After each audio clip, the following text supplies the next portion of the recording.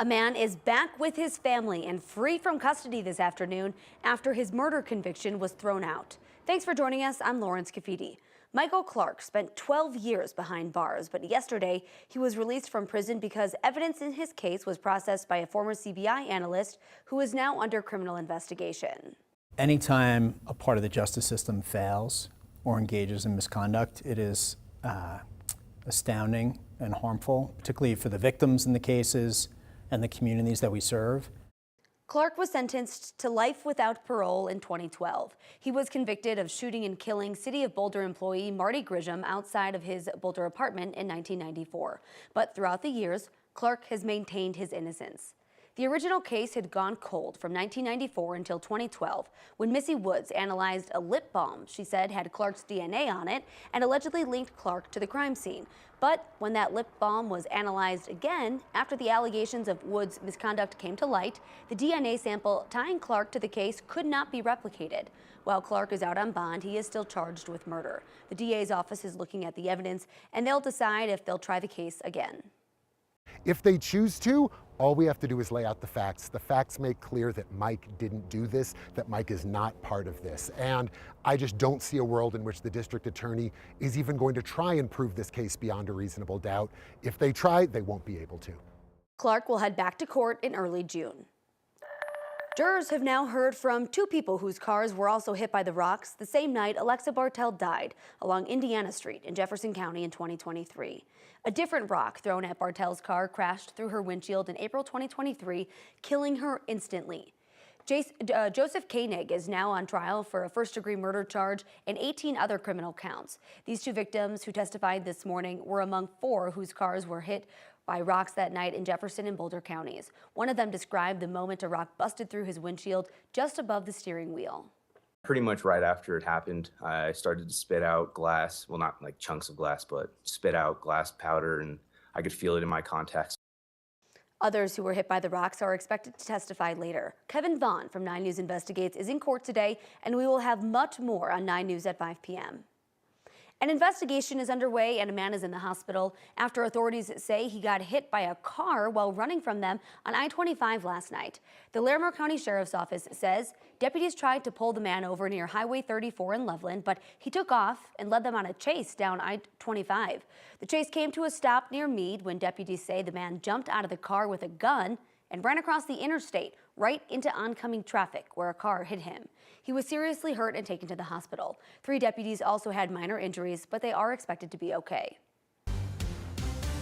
It is a picture of beauty outside today. Not only are there blue skies, but the temperature should be great out there. Joining me now is Keely Chalmers with our 9 News Weather Impact team. Keely, cannot wait to get outside today and enjoy. Yeah, temperatures climbing to about 10 degrees above where they should be for this time of the year. We're talking about temperatures climbing into the low 70s.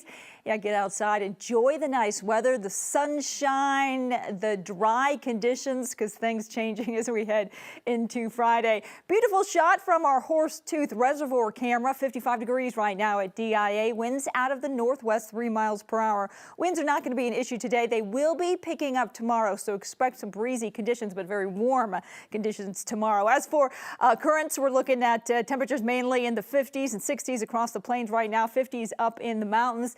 Today, mostly sunny skies going to help warm temperatures up to about 72 degrees for a high today. We do have a slight chance for a storm. We do have a system moving in from the south and west. That's going to bring us some precipitation certainly over the southern mountains, and a chance we could see a storm or some sprinkles south of the metro area. We're going to make it up into the 70s by 4 o'clock. We've got increasing clouds as we head through the afternoon, so the warmer weather topping a look at our weather headlines for today and for tomorrow. Mountain storms moving in today and tomorrow as well. And then a big change, yes, by the end of the week. Friday, we're looking at highs in the 30s and some snow. More on that coming up in your complete forecast in just a bit. Keely, thank you so much. Nearly 90 workers have been laid off from a retirement community in southeast Denver. It was damaged by an explosion last month. The Eastern Star Masonic Retirement Community on South Quebec near Harvard shut down in mid-March after construction work set off an explosion. 8 people were hurt and nearly 90 others were forced to find another place to live. We've reached out to the owners and we asked when they would reopen, if they would reopen. We haven't heard back. There might not be any DPS school closures for a while because the school board wants to push the pause button. According to our partners at the Denver Gazette, the board unanimously voted to revise a policy to limit how often schools are closed and consolidated. If the policy gets approved again today, that means no more closures until 2027. Just last fall, the board voted to close 7 schools and restructure 3 others, a move that's now being challenged in court. Leaders say this new plan is meant to ease parent concerns and give families more stability.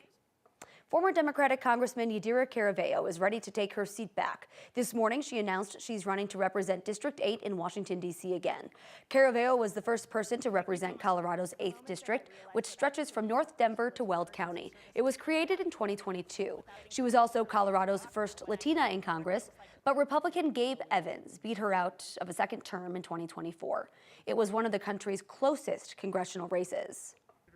State Senator Jeff Bridges of Arapahoe County wants to be Colorado's next state treasurer.